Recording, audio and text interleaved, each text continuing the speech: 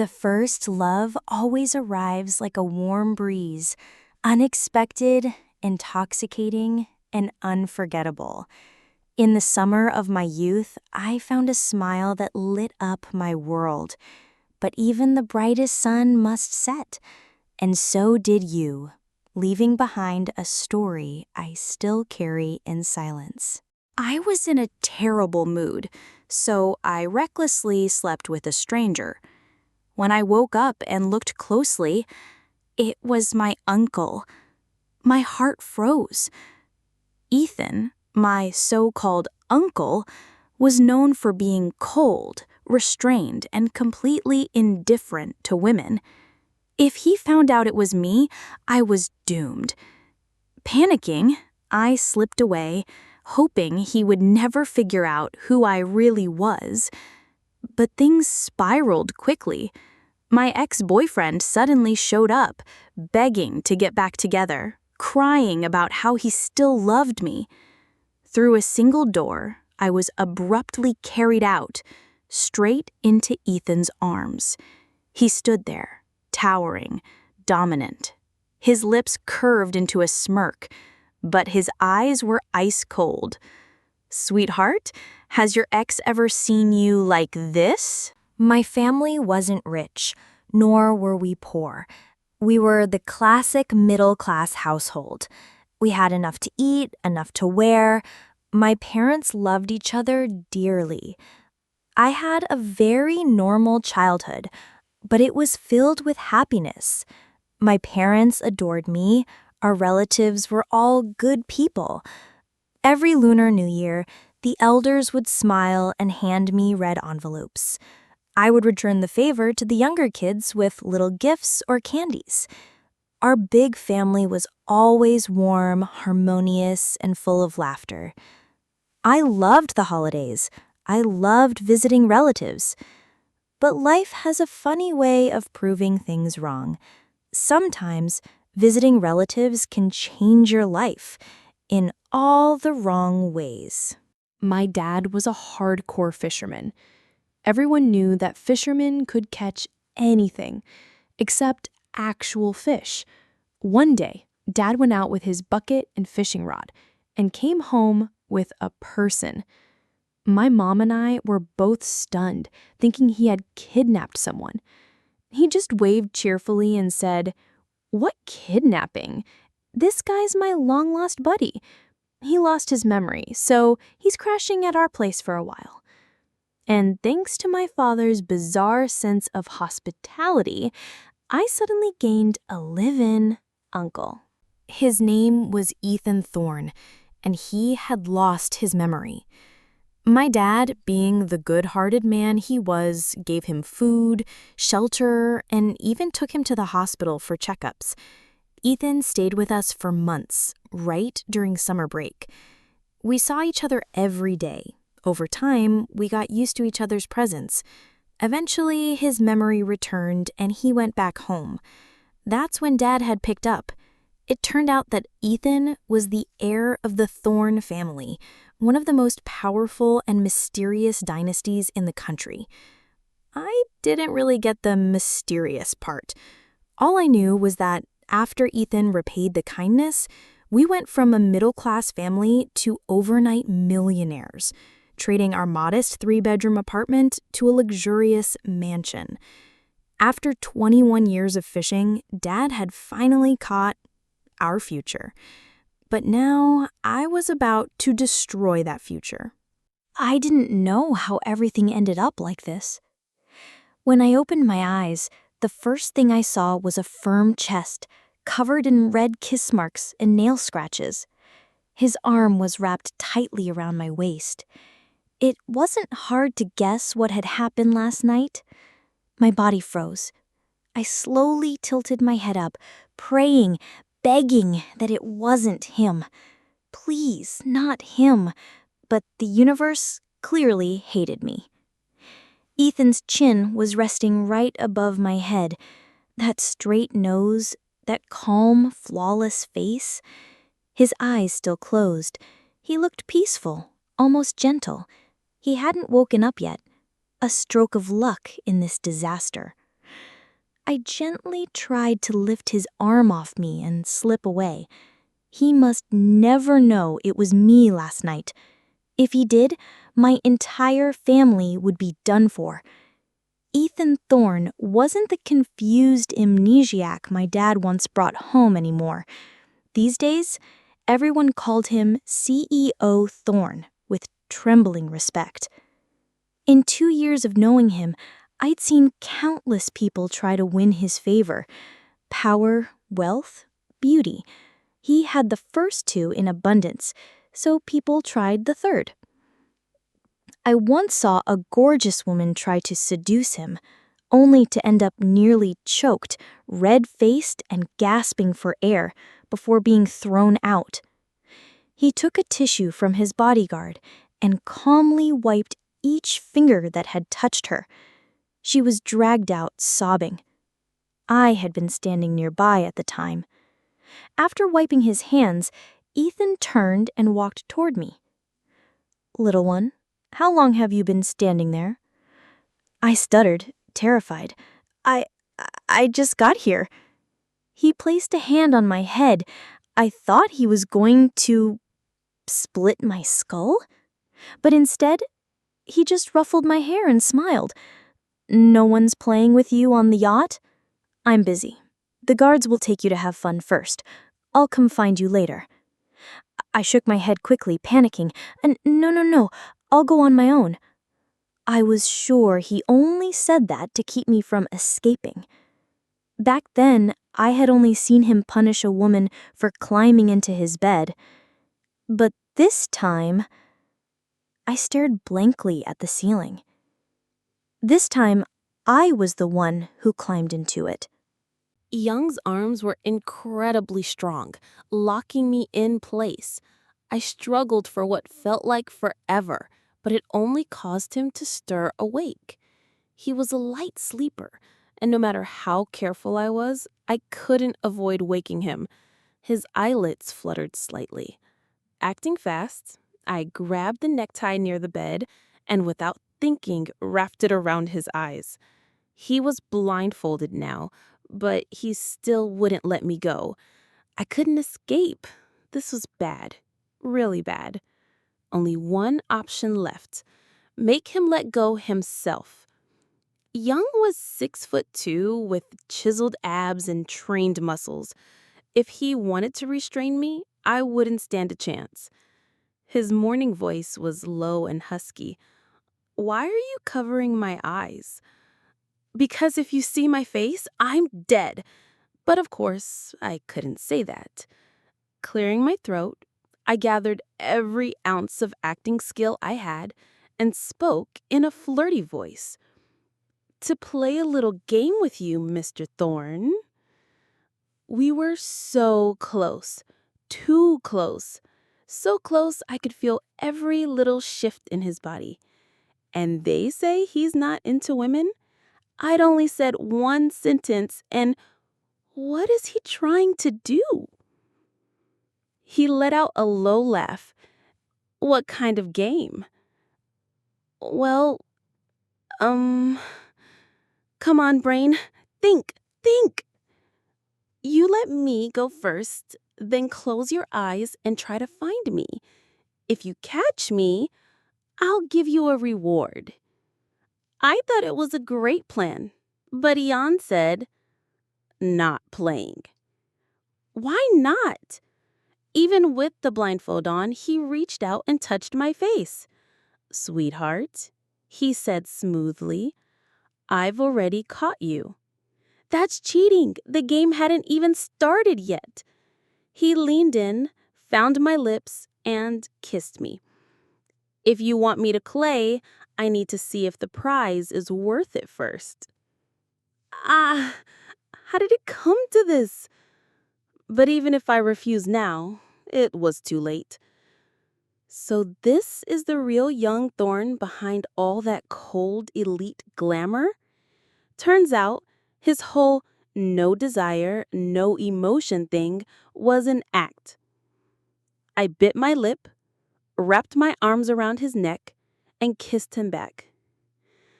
"Then promise me You'll play with me later. His hand gently cradled the back of my head, voice husky with heat. Deal. I told Ethan to count down 1 minute before he could start looking for me. My legs felt like jelly as I climbed off the bed, almost collapsing. Oh God, that reward took a whole 2 hours to test. Thankfully, Ethan was right beside me and caught me by sound. He even asked, genuinely concerned, "Can you still walk?" "Of course I can," I snapped back. I quickly scrambled to grab my clothes off the floor and threw them on haphazardly while warning him, "Don't you dare take that tie off." Once I was dressed, I bolted out of the room like a thief in the night. This was a hotel. How on earth did I end up here last night? Not until I was completely out of the hotel wing did I dare to let out a breath of relief. God, I finally escaped. Now, back home. Pretend nothing happened. Today is just another day. A normal day. Nothing happened.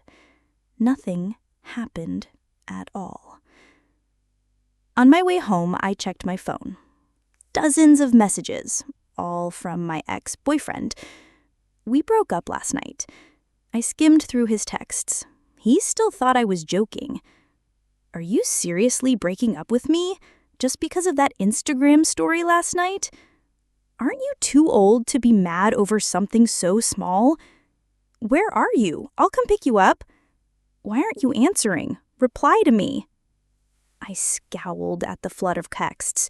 We're already over, and he's still barking orders like he's my boss. Why did I ever fall for this guy in the first place? Last night, when we were still dating, he posted a heart pose selfie with some freshman girl. When I asked him about it, he said, "She's just a high school junior I used to mentor. If anything was going to happen, it would have happened years ago. Don't be unreasonable." Unreasonable? You wish. Looking back, I was probably blinded by his pretty face. But honestly, Ethan Thorne's looks put him to shame. Ethan's face? Absolute perfection. Ugh, why am I thinking about him again? Get a grip, girl. Wait, is Ethan still blindfolded, crawling around the giant presidential suite trying to find me like we're in some twisted game of hide and seek? Ding! More texts from my dumb ex. This time, no more scolding. He switched tactics to baby talk. I didn't even bother reading. Blocked. Instantly. Yesterday, in a bad mood, I drank myself to oblivion. That's why I forgot to delete his number. But now, how exactly did I run into Ethan last night? I have zero memory of that. Buddha, Guanyin, Jesus Christ, Zeus, Odin, Almighty Father, I don't care who's listening. I swear I'll eat vegetarian 3 times a week. Just please don't let him ever find out it was me last night. I'm doomed. It must have been all the sweet and salty karma I've consumed lately. Even the gods have officially given up on me. I managed to stay under the radar for a whole month. During that time, my biggest headache wasn't Ethan, it was my crazy ex-boyfriend. Out of nowhere, he started crying and begging me to take him back. Worse, he even dragged mutual friends into it to talk some sense into me. I didn't waste time, blocked them all like swatting flies. Summer was approaching and the weather had become insane. Blazing heat at noon, then thunder and torrential rain by afternoon. It was the weekend. I was home, working on an impossibly annoying assignment due Monday for a required class. After finishing, I grabbed a mug of warm milk and headed to the balcony to enjoy the rain. Suddenly, headlights sliced through the misty downpour. Through the rain, a tall figure stepped out of a black car in a long coat. I squinted. Was that Ethan? I leaned over the balcony for a better look. As if sensing me, he looked up. Despite the storm, his eyes locked onto mine, piercing and wild like a wolf who had just found his prey. My heart skipped a beat. What is he doing here? My parents weren't home today. Since he came all this way, I couldn't just not open the door. I rushed downstairs. As I reached the living room, I saw his car pulling away, tires slashing through puddles and vanishing into the rain. The world was vast, but in that moment, it felt like it was just him and me. He walked slowly toward me, raindrops pounding around us. Suppressing the unease swirling in my chest, I stepped forward. He was a guest and I was the host, so I held the umbrella for him and asked politely, "Are you soaked? My parents aren't home. If you need to leave a message, I'll pass it along." As I lowered the umbrella and turned around, he suddenly pinned me against the wall. "I came to see you." "What for?" Before I could finish, his kiss crashed down like the storm outside, sudden and relentless. Eyes wide, I gasped, "Ethan!" He caressed my cheek, voice low and heavy with desire. "Ellie, why are you running? The game's not over." "We've got all the time in the world today. You can play any game you want. But if you run again, I can't promise what I'll do." Then his voice dropped even lower. "Now, touch my throat." "Me? What is he saying? Is he implying what I think he is?" Before I could sort my thoughts, his heated breath was already brushing my lips. "Ellie, be good."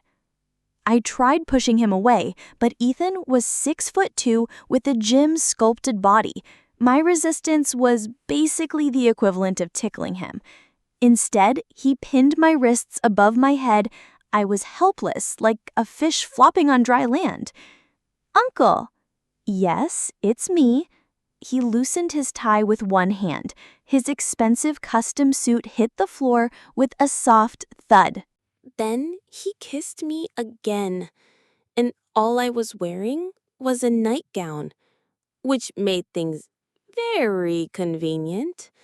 His hand slid down to my thigh, and that's when I realized something was seriously wrong.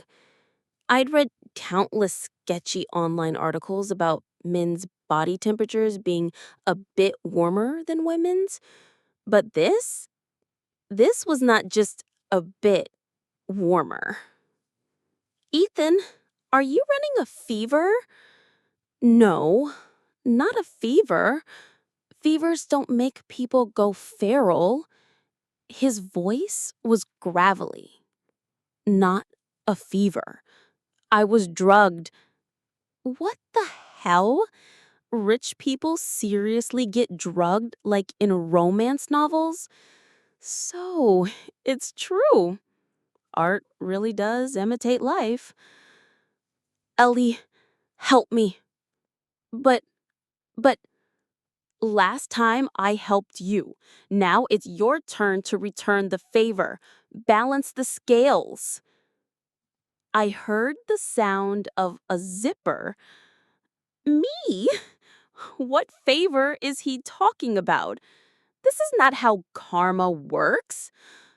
Wait, wait a minute. Wait a minute. And he actually paused. His eyes were red-shot, his impossibly handsome face flushed and desperate. It was dangerous. It was devastatingly seductive. "Ellie, be good. Please." I swallowed hard. I really was a sucker for pretty faces. How else could I have fallen for my stupidly handsome, cheating ex? Even back when Ethan had amnesia, it was a lie to say I never had any thoughts about him. Honestly, Dad should have adopted him. Then he and I would have been equal. But Ethan's aura was too intimidating. Dad probably wouldn't dare. Before I could drift further into delusion, Ethan regained his memory and became untouchable. I was shallow, yes, but I was also a coward. I gave up dreaming long ago. But now, all those forbidden thoughts were crawling back. He just called me good girl. I don't know what possessed me, but I whispered. Then, beg me. Ethan didn't hesitate. Good girl, please. It was sexy, but change what you call me. I'm not your niece. We're not even related. But instead of correcting it the way I expected, he murmured, Yes, mistress, please. Me? I'm really doomed. Ever since Ethan regained his memory, my family became insanely rich overnight. To him, supporting a middle-class household that didn't even spend lavishly was basically pocket change. He was repaying a life-saving favor, so I guess going all out wasn't too much.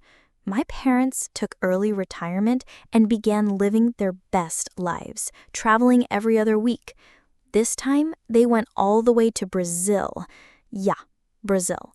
The kind of place where just the flight alone takes more than 40 hours. I asked why they didn't bring me. My mom flicked my forehead. Finish school first, stop dreaming about skipping class. My dad mumbled, You should know when not to third wheel. Me, ... offended. Highly. I tried to argue, but 2 against 1, my objections were declared invalid. And just like that, I was left behind in a massive empty mansion with no one but myself. Besides the weekly visits from the housekeeper, I had the whole place to myself, which meant there was no one around to interrupt. Outside, the rain was pouring down in sheets.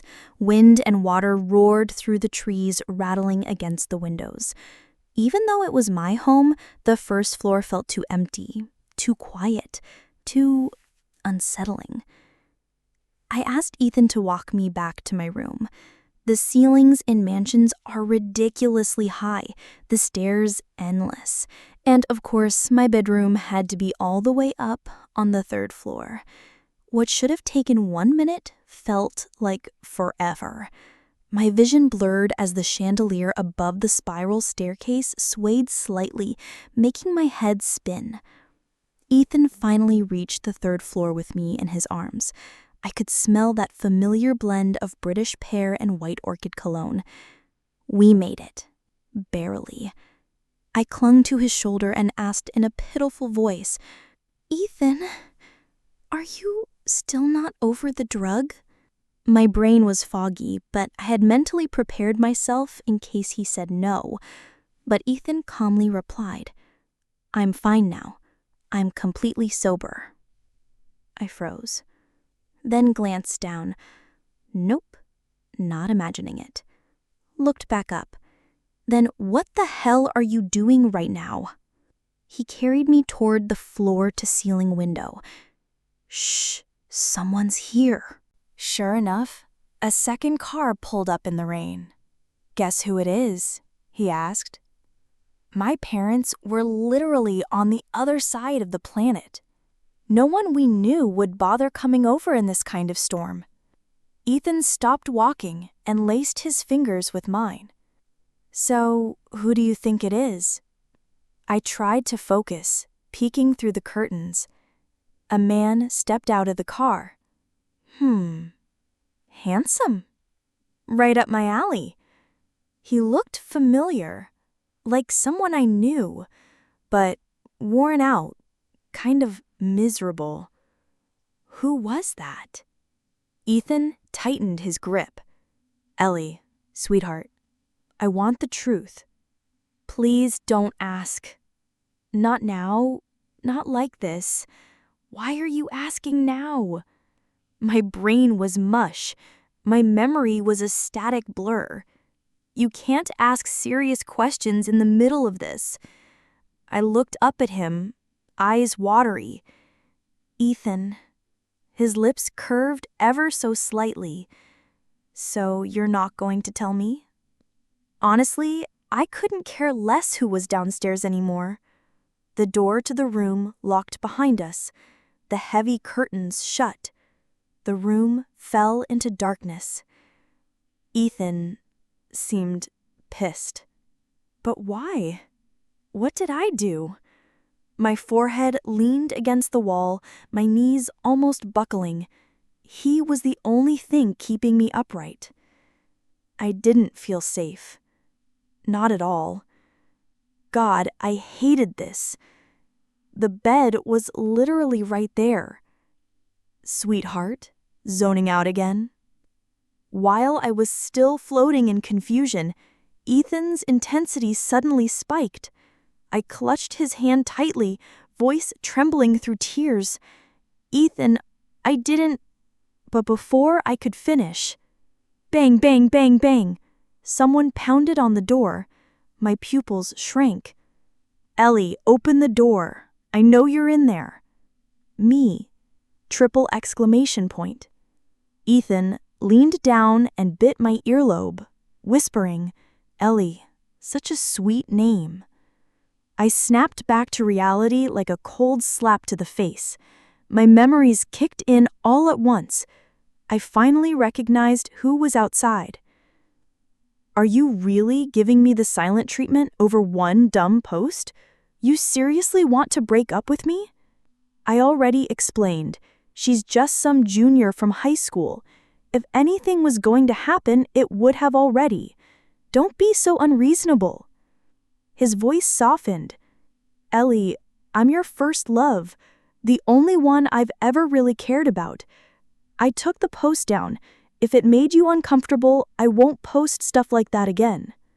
Even without my response, he kept going, begging, pleading. But to me, his words were just wind. Not a single syllable made it through. I could only hear it. Every time my ex-boyfriend said something, Ethan would repeat it back, word for word, in a deep, husky voice, dragging each syllable out with mocking sweetness. Ellie, you were the one who chased after me. Without my permission, you don't get to break up. Ethan echoed the words with a low chuckle. So my sweet girl chased after him first. What did he have that was worth it? His arms tightened around me. My forehead kept knocking harder and harder against his palm. I tried to explain.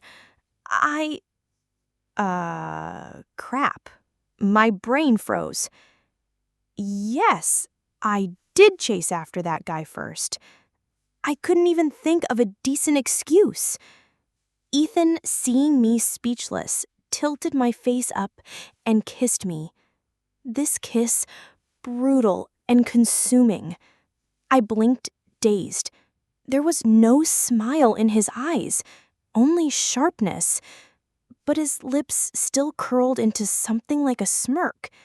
He pinched my chin, voice chilling but low. You loved him that much. Tell me, sweetheart, has he ever seen you like this? Our old home was a 3-bedroom apartment. The walls were thin, terrible soundproofing.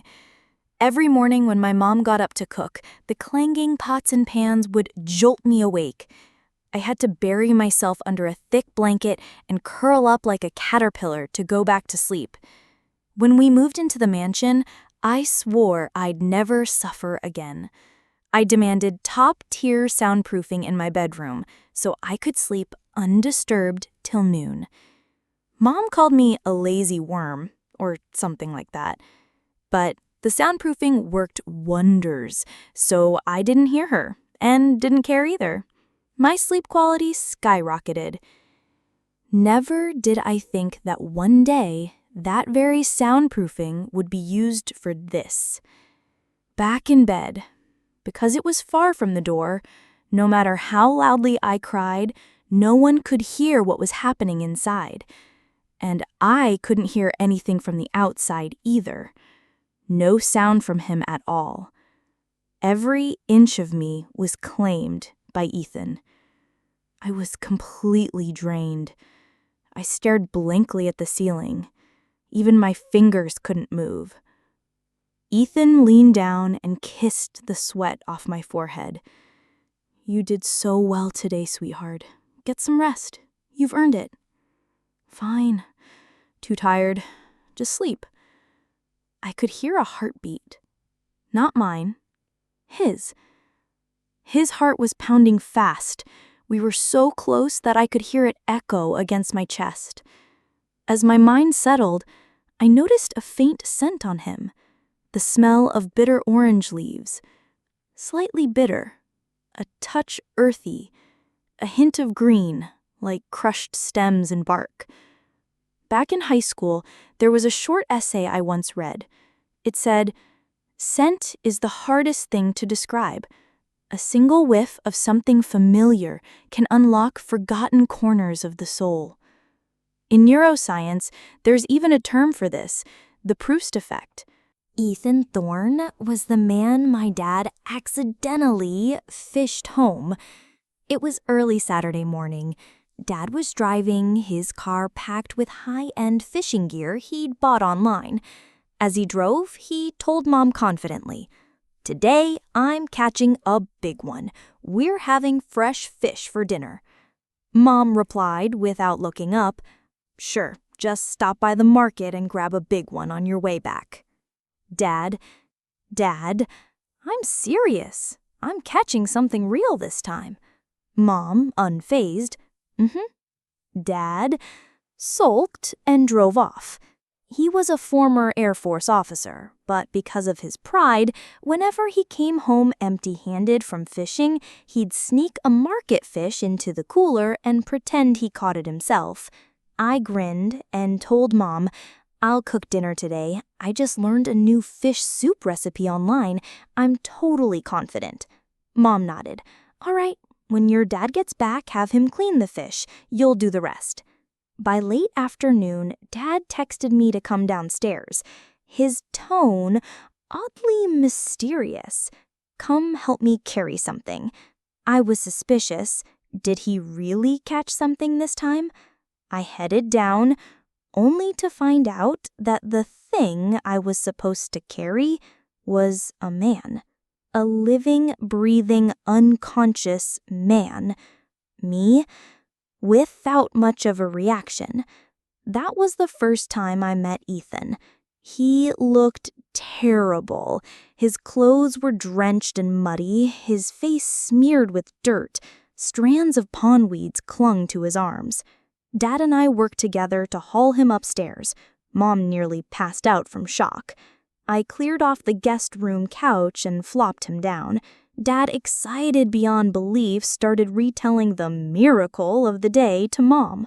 I pulled over a small chair and sat beside the bed, muttering to myself, "He's pretty handsome, even covered in dirt. Cleaned up, he'd probably be stunning." Obviously, the unconscious man didn't respond. I poked his cheek with one finger while using the other to look up that soup recipe on my phone. Dad said we'd have fish tonight. I had the recipe already and everything, and instead, he brings you home. Fish is edible. You are not. I just wanted soup. I poked his face again. Mud stuck to my fingertips. Sticky, slimy. I was about to pull my hand back, frowning. "Gross, you're getting me dirty now." Right then, the man on the couch suddenly opened his eyes. He frowned, his gaze drifting from my hovering fingers down to meet my eyes. We locked stares. Where am I? My hand, mid-wipe with a tissue, froze. His voice was nice, deep, smooth, with a naturally magnetic tone, not that fake drama deep voice you hear in TV shows. No, this was real, born with it, the kind that makes you want to listen to everything he says. There's a trending term I'd learned online. He had main character voice. I kept a straight face. "You're in my house." As long as I didn't break expression, no one would know how chaotic my brain was inside. "Your house?" He repeated, "Yup, my dad went fishing and reeled you in." His expression stiffened, clearly not sure if he'd heard me right. I sighed. "You heard me. Fishing, as in rod, bait, cast into water. Besides fish, apparently you can catch just about anything that way, including you." After Ethan woke up, he took a shower and changed into a new set of pajamas my dad had just bought for him. Now keep in mind, my dad is a middle-aged man, so the pajamas he picked were a short-sleeved floral top and knee-length loose pants, the kind that screamed vintage dad energy. And yet, somehow, even that outdated outfit couldn't hide Ethan's ridiculous handsomeness. I sprawled out lazily across the back of the sofa, openly staring at him. My parents were chatting with him. I didn't join in. But during their conversation, Ethan's eyes would occasionally flick over to me. I didn't look away. I met his gaze calmly, openly. He had amnesia. The only thing he remembered was his name, Ethan Thorne. My dad, being the kind-hearted guy he was, declared himself Ethan's honorary big brother and insisted that Ethan stay with us until he got back on his feet. From that day on, the living room became his bedroom. Our house layout was simple. My parents' master bedroom was on one side, and the living room, now Ethan's room, was on the other side near the guest room and mine. So our rooms were very close. But honestly, with a house this small, there was no such thing as privacy. Look up, look down, you'd bump into each other anyway. One night, I stayed up late playing video games and then went to shower. Afterward, as I was walking back to my room, someone texted me. I glanced at my phone while moving through the hallway. I knew the layout like the back of my hand, so I didn't bother turning on the lights. In the dark, I walked straight into someone. A slightly bitter, earthy scent brushed against my nose. It was oddly pleasant. The bass note was unmistakably bitter orange leaf. I instinctively looked up. The faint glow from my phone screen lit up his face.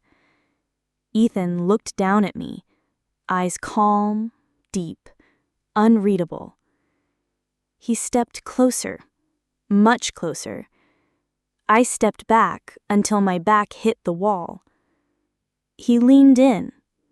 That citrusy scent grew stronger, surrounding me. I thought about closing my eyes, but panic kept them wide open. In the mangas I'd read, this kind of posture always led to a kiss. Ethan raised his hand. My heart raced wildly. Was he going to tilt my chin? Was this going to be that kind of moment? My brain short-circuited with a dozen yellow-rated thoughts. And then, click. The living room light switched on. He chuckled softly. I swear he was laughing at me. "Ellie, sweetheart, why didn't you turn the lights on?" I played it cool. I could see just fine. Then I slipped out from under his arm and bolted to my room. My ears were burning.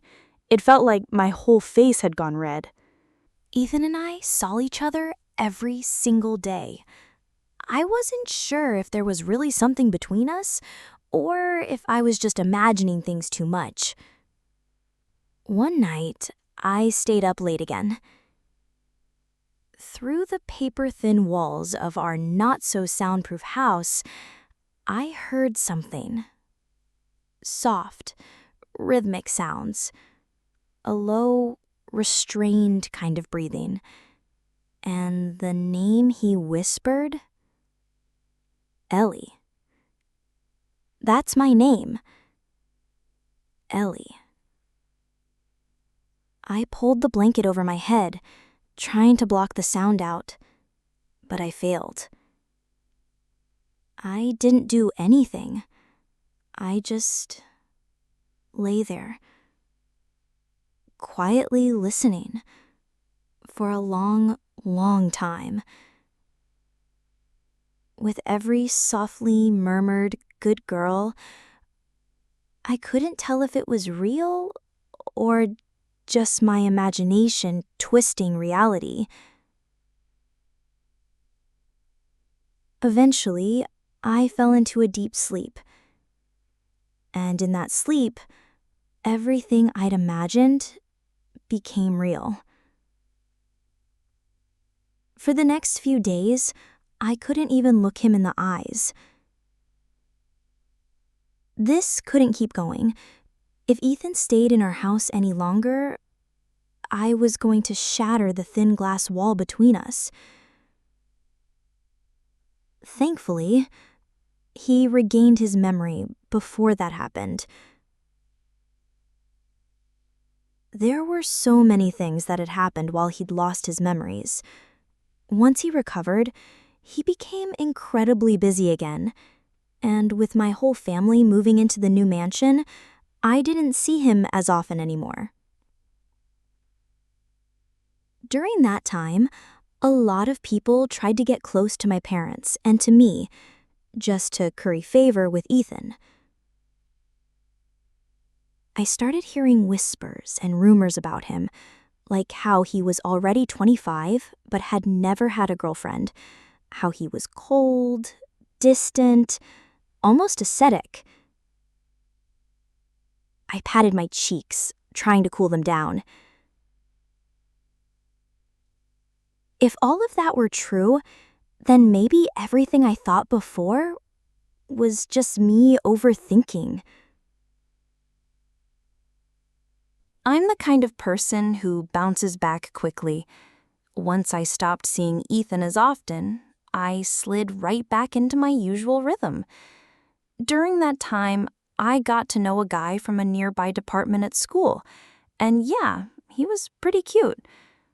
After asking around, I confirmed he didn't have a girlfriend.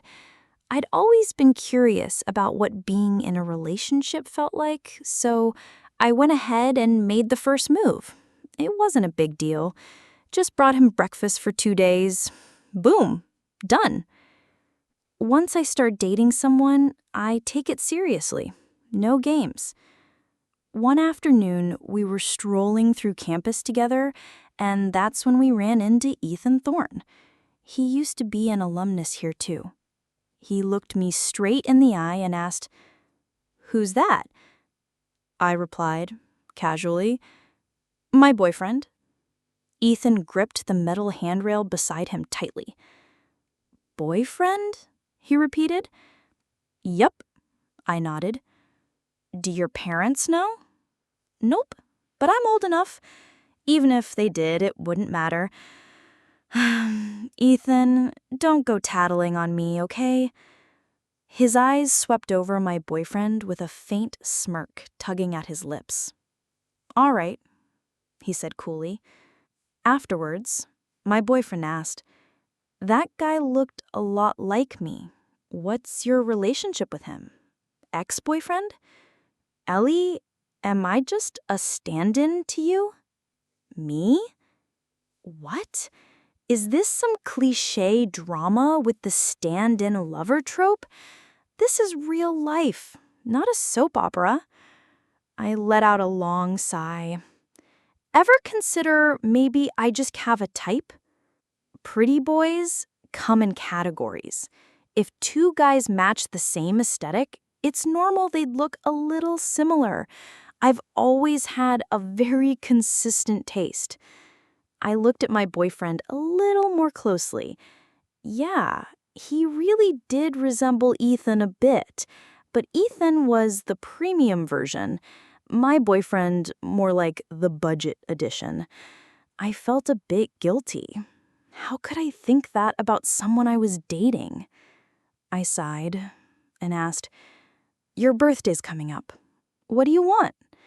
I figured I'd spend around $500 on a birthday gift.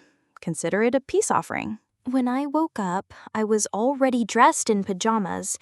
Ethan must have changed me. I rolled over in bed, first to the left, then to the right, then one full turn. After confirming that all body parts were still intact and functioning, I shot up like a startled fish. Ethan wasn't in my room. He was probably downstairs or in his own room. With how massive the mansion was, he obviously had his own suite. I washed up and quietly tiptoed down the stairs. From the staircase, I saw Ethan standing on the first floor. Not sure what he was doing exactly. I groaned dramatically. "Ethan, I'm starving. I didn't eat anything last night, and you kept me up all night. Now I'm so hungry, it feels like my stomach is glued to my spine. I'm starving. He looked up at me and asked, "What do you want to eat?" I rushed down and wrapped my arms around him from behind, cheeks squishing into his back. "Noodles. Make me noodles. And add 2 fried eggs. I want them running yolks." I hadn't even finished my sentence when, "Ellie!" "Huh?" I let go of Ethan and finally noticed someone standing in the shadows. Someone I hadn't seen earlier. My ex-boyfriend. His eyes were blazing. "And you still claim you're not using him as a replacement?" I froze. "How did you get into my house?" He sneered. "You said you broke up with me because of that younger girl, but the real reason was this guy, wasn't it? I knew it. There was nowhere you'd end things that easily unless someone else was involved." I honestly didn't know how to respond. He'd always been overly close with that girl, and I'd told him clearly I wasn't okay with my boyfriend being that friendly with other women. He didn't care. We broke up because I couldn't take it anymore. At first, I held back because, well, he was good looking. But when he posted heart hand poses with that girl on his socials, what the hell was I supposed to do? Where was my dignity? If I could let something like that slide, I might as well be a Ninja Turtle monk in disguise. And whatever happened after the breakup, none of his damn business. "You're insane." I tugged at Ethan's sleeve and added fuel to the fire. "He just called you a whore." Ethan looked down at me. "What do you want me to do?" I blinked innocently. "Can you handle it?" He answered dead serious. "Yes." I lit up. "Then beat him up for me." I love watching guys fight, especially hot guys. Best show ever. Young Thorne was the kind of man who trained consistently and seriously. Meanwhile, my ex-boyfriend, well, I had to beg him to hit the gym even a tiny bit when we were dating. He once claimed that ever since our breakup, he'd been so heartbroken that he couldn't eat or sleep. His stamina? Basically non-existent. A fight should have been entertaining, but when it's this one-sided, kind of disappointing. I rummaged through the kitchen cabinets and found a small piece of bread, sat down and started munching while watching.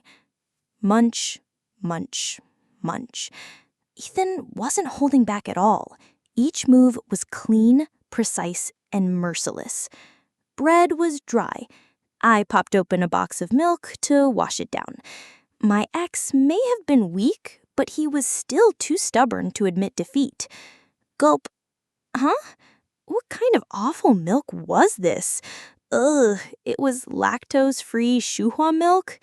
Tastes like despair. My ex was now begging for mercy. I lost my appetite. Bread and milk. What a tragic poverty-core breakfast. I set the bread aside.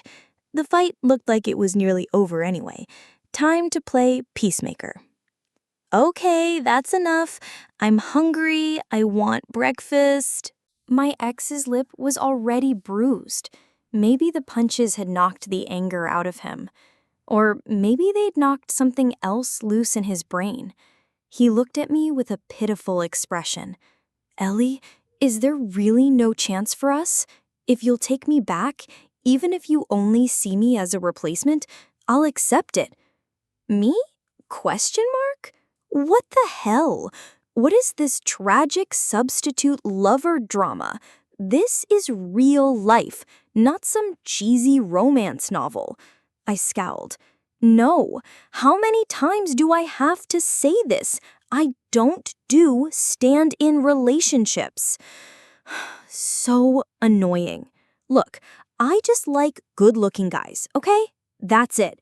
That's the whole story. It's not that deep. But he didn't listen. The more he spoke, the more irritated I got. Thank God we broke up. Let me say it one more time. It's over. Stop bothering me. Also, I know you slept with that girl, the junior, before we broke up, so don't come here acting like some heartbroken romantic. It's disgusting. After we broke up, a mutual friend told me the truth. He'd slept with that girl long before our breakup. How did I find out? Apparently, he got drunk one night and started sobbing to some of his buddies. Did Ellie break up with me because she found out about me and that girl? No way! She promised she wouldn't tell anyone. No one else even knew. I closed the video and let out a long, exhausted sigh. So that was my first love. And now, it's over. My ex-boyfriend finally left. I poked Ethan's arm. I want breakfast. No more dry bread, thanks. Ethan looked down at me. You want noodles?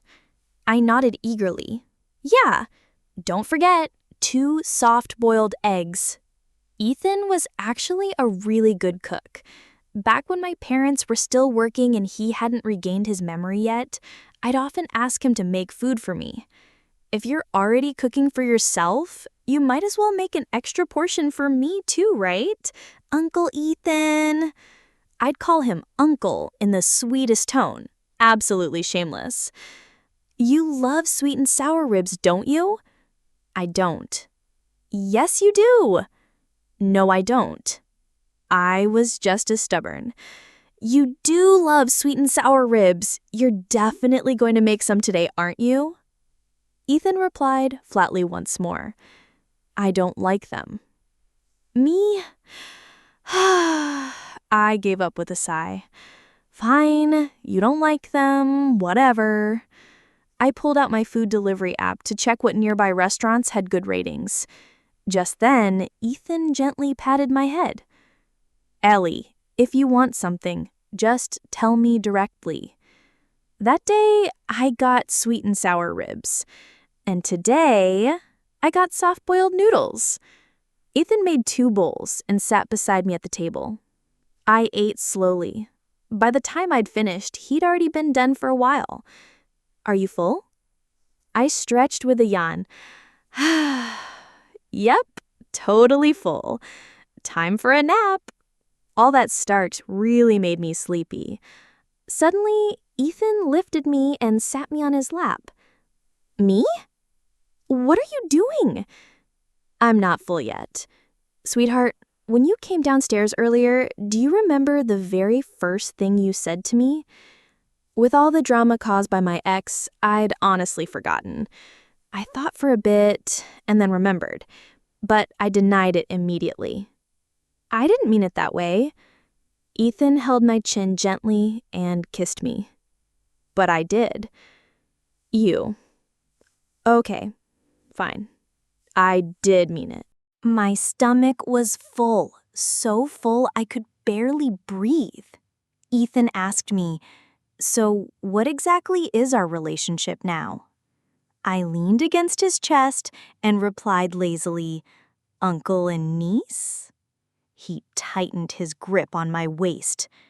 Uncle and niece? He repeated, voice low. Have you ever seen a niece do things like that with her uncle? I blinked innocently. Well, we just did. It wasn't like we were related by blood. He didn't raise me. It was just, title we used for convenience. But somehow, the title made things feel even more thrilling. Something about it struck a strange little nerve inside me. Something exciting. I wrapped my arms around his neck and leaned in and whispered against his ear, "Uncle Ethan." 4 words, but only the last 2 were meant for him to hear. Honestly, I was asking for it.